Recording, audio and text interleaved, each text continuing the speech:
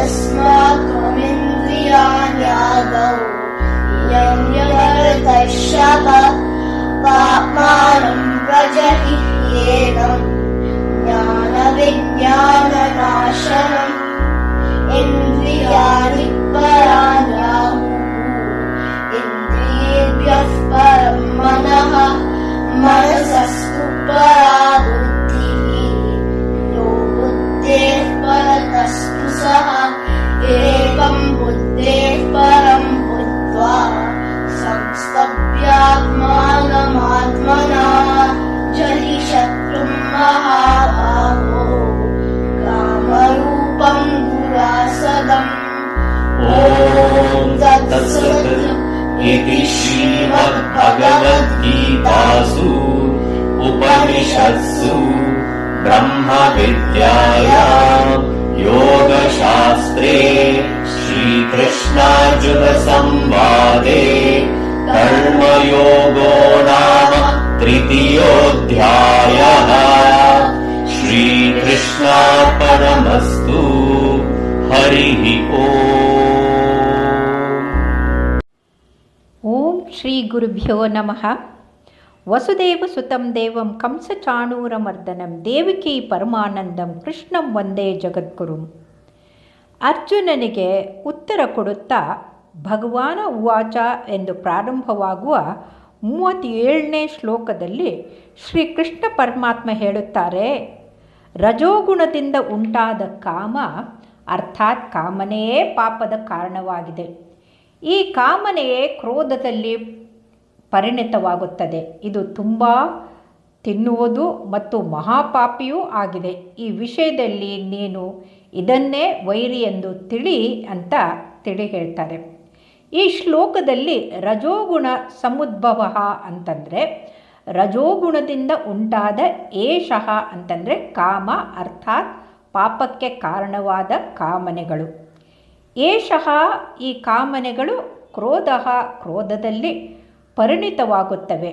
ಮಹಾಶನಃ ಅಂತಂದರೆ ಇದು ತುಂಬ ತಿನ್ನುವುದು. ಮಹಾಪಾಪಾತ್ಮ ಅಂತಂದರೆ ಮಹಾಪಾಪಿಯಾಗಿದೆ. ಈಗ ಅಂತಂದರೆ ಈ ವಿಷಯದಲ್ಲಿ ನೀನು ಏನಂ ಅಂದರೆ ಇದನ್ನೇ ವೈರಿಣಂ ಅಂತಂದರೆ ವೈರಿ ಎಂದು ವಿದ್ಧಿ ಅಂತಂದರೆ ತಿಳಿ ಅಂತ ಅರ್ಥೈಸಿಕೊಳ್ಳಬೇಕು.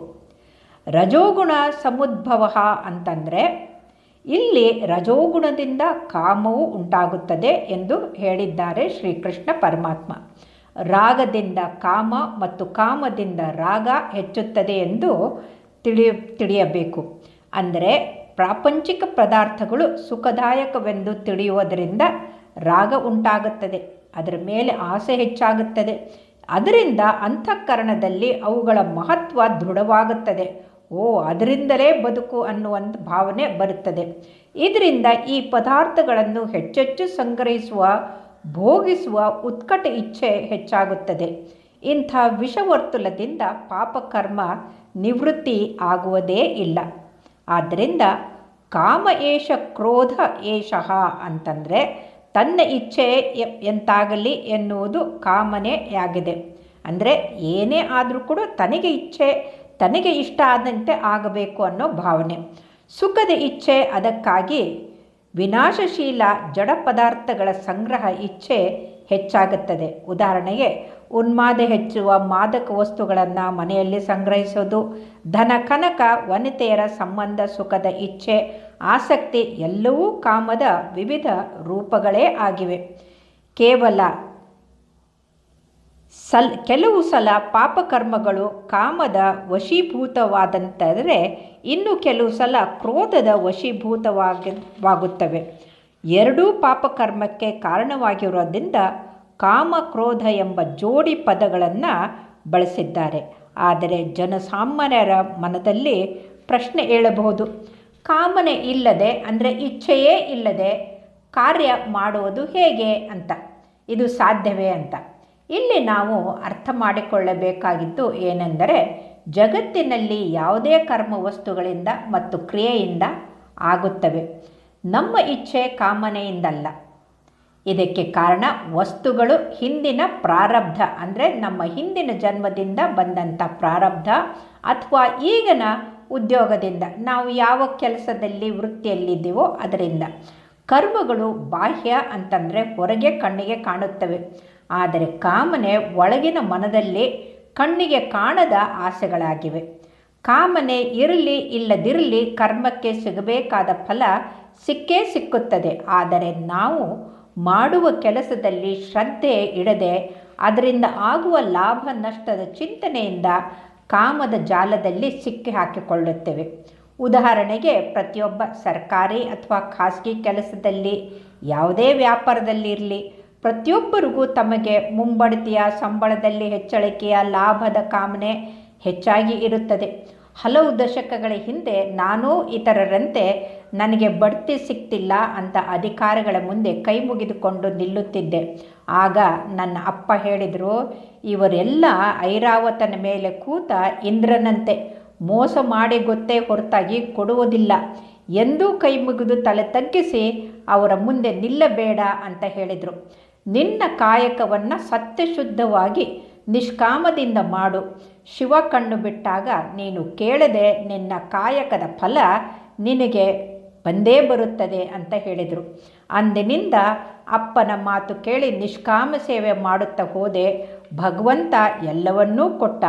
ಇದೇ ಶ್ರೀಕೃಷ್ಣ ಪರಮಾತ್ಮ ಹೇಳುತ್ತಿದ್ದಾರೆ, ಕಾಮನೆಯಿಂದ ತಾತ್ಕಾಲಿಕ ಸುಖ ಇಲ್ಲವೇ ದುಃಖವಾಗುತ್ತದೆ. ಆದರೆ ನಿಷ್ಕಾಮ ನಿರ್ಮಲ ಸೇವೆಯಿಂದ ಸಂತೃಪ್ತಿ, ಸಮಾಧಾನ, ಶಾಂತಿ ಜೊತೆಗೆ ಪರಮಾತ್ಮನ ಪ್ರಾಪ್ತಿ ಕೂಡ ಆಗುತ್ತದೆ ಅನ್ನೋದು ಶತಸತ್ಯ. ಕಾಮ ಕ್ರೋಧಗಳಿಂದ ಮಾಡಿದ ಕೆಲಸದಿಂದ ಪಾಪದ ಪ್ರವೃತ್ತಿ ಹೆಚ್ಚುತ್ತದೆ. ಇಂದಿನ 38ನೇ ಶ್ಲೋಕದಲ್ಲಿ ಶ್ರೀಕೃಷ್ಣ ಪರಮಾತ್ಮ ವಿವೇಚನೆ ಮಾಡುತ್ತಾ ಹೇಳುತ್ತಾರೆ, ಹೇಗೆ ಹೊಗೆಯಿಂದ ಬೆಂಕಿಯು ಮತ್ತು ಕೊಳೆಯಿಂದ ಕನ್ನಡಿ ಮುಚ್ಚಿರುತ್ತೋ ಮತ್ತು ಹೇಗೆ ಜರೆಯಿಂದ ಗರ್ಭವು ಮುಚ್ಚಿರುತ್ತೋ ಹಾಗೆ ಕಾಮನೆಯಿಂದ ಈ ಜ್ಞಾನವು ಅರ್ಥಾತ್ ವಿವೇಕವು ಮುಚ್ಚಲ್ಪಟ್ಟಿದೆ. ಧೂಮೇ ನಾವ್ರಿಯತೆ ವಹ್ನಿ ಅಂತಂದರೆ ಹೊಗೆಯಿಂದ ಬೆಂಕಿಯು ಮುಚ್ಚಿರುವಂತೆಯೇ ಕಾಮನೆ ವಿವೇಕವನ್ನು ಮುಚ್ಚುತ್ತದೆ ಅಂತ ಅರ್ಥ. ಯಥಾದರ್ಶೋ ಮಲೇನ ಚ ಅಂತಂದರೆ ಕೊಳೆಯಿಂದ ಮುಚ್ಚಿರುವ ಕನ್ನಡಿಯಲ್ಲಿ ಪ್ರತಿಬಿಂಬ ಕಾಣುವುದು ಹೇಗೆ ಮಸುಕಾಗಿರುತ್ತೋ ಹಾಗೆ ಕಾಮನೆ ಹೆಚ್ಚಾದಾಗ ವಿವೇಕ ಮಂಕಾಗಿ ಪಾಪದ ಕರ್ಮ ಹೆಚ್ಚುತ್ತವೆ ಅಂತ ತಿಳಿದುಕೊಳ್ಬೇಕು.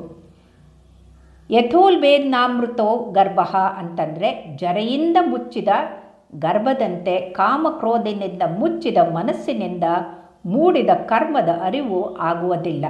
ತಥಾತೇನದ ಮಾವೃತಂ ಅಂತಂದರೆ ಕಾಮನೆಯಿಂದ ಮುಚ್ಚಿದ ವಿವೇಕದ ಅವಸ್ಥೆ ತಿಳಿಸಲು ಶ್ರೀಕೃಷ್ಣ ಪರಮಾತ್ಮ 3 ವಿವಿಧ ದೃಷ್ಟಾಂತ ಕೊಟ್ಟು ವಿವರಿಸಿದ್ದಾರೆ.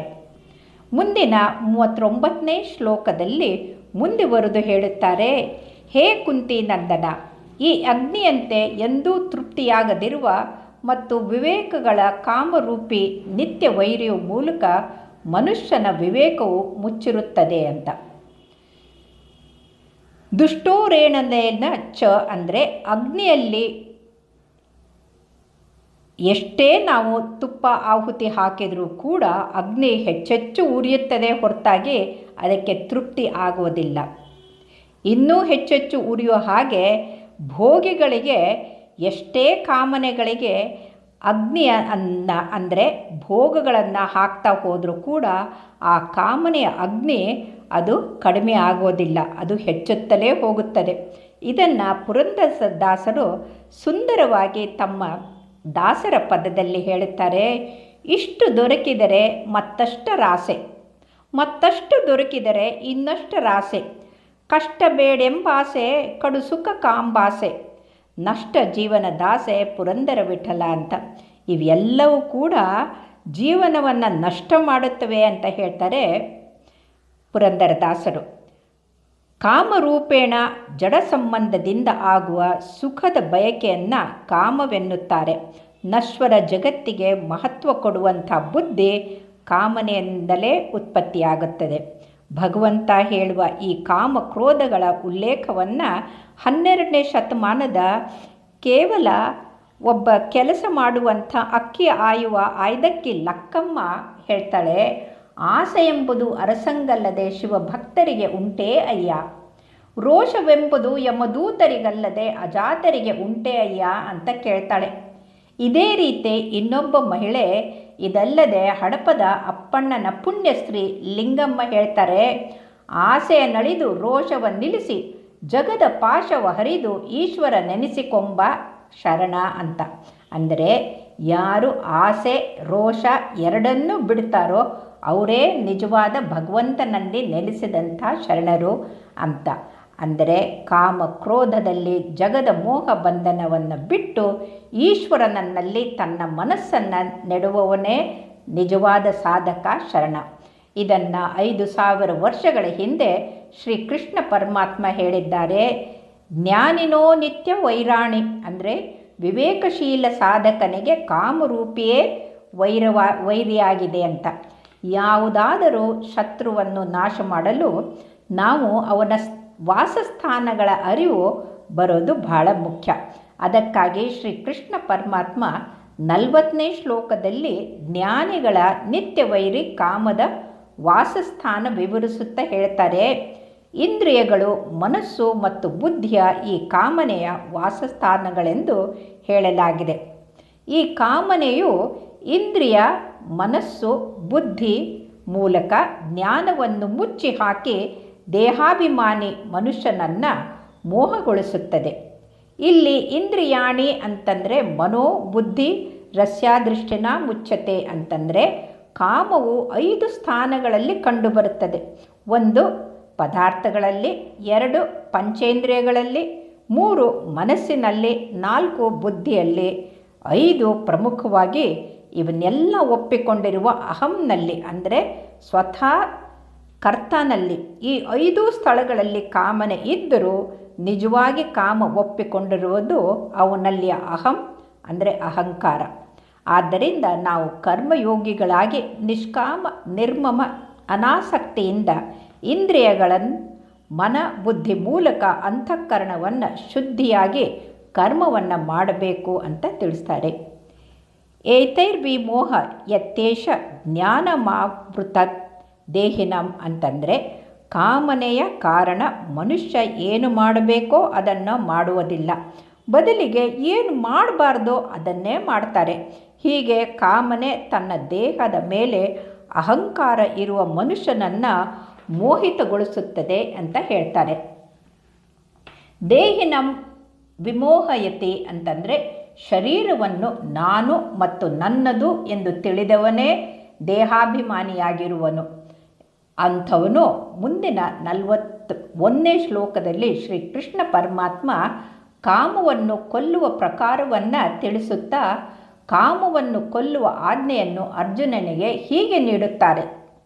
ಅದಕ್ಕಾಗಿ ಹೇ ಭರತವಂಶೀಯರಲ್ಲಿ ಶ್ರೇಷ್ಠನಾದ ಅರ್ಜುನನೇ, ನೀನು ಮೊಟ್ಟ ಮೊದಲಿಗೆ ಇಂದ್ರಿಯಗಳನ್ನು ಪರವಶಗೊಳಿಸಿಕೊಂಡು ಈ ಜ್ಞಾನ ಮತ್ತು ವಿಜ್ಞಾನವನ್ನು ನಾಶ ಮಾಡುವಂಥ ಮಹಾನ್ ಪಾಪಿ ಕಾಮವನ್ನು ಅವಶ್ಯವಾಗಿ ಬಲವಂತವಾಗಿ ಕೊಂದು ಬಿಡು ಅಂತ ಹೇಳ್ತಾರೆ. ತಸ್ಮಾತ್ವಮಿಂದ್ರಿಯಾಣ್ಯಾದೌ ನಿಯಮ್ಯ ಭರತವರ್ಷಭ ಅಂತಂದರೆ ಇಂದ್ರಿಯಗಳನ್ನು ವಿಷಯಗಳಲ್ಲಿ ಭೋಗ ಬುದ್ಧಿಯಿಂದ ಪ್ರವೃತ್ತನಾಗಬೇಡ.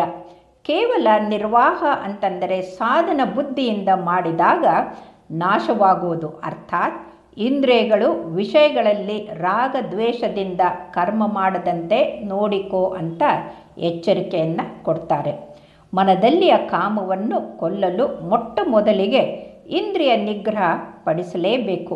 ಮನುಷ್ಯನ ಪ್ರವೃತ್ತಿ ಇಂದ್ರಿಯಗಳಲ್ಲಿರುತ್ತದೆ. ಆದ್ದರಿಂದ ಅವನು ಮೋಸ ಹೋಗುವುದೇ ಇಂದ್ರಿಯಗಳಿಂದ.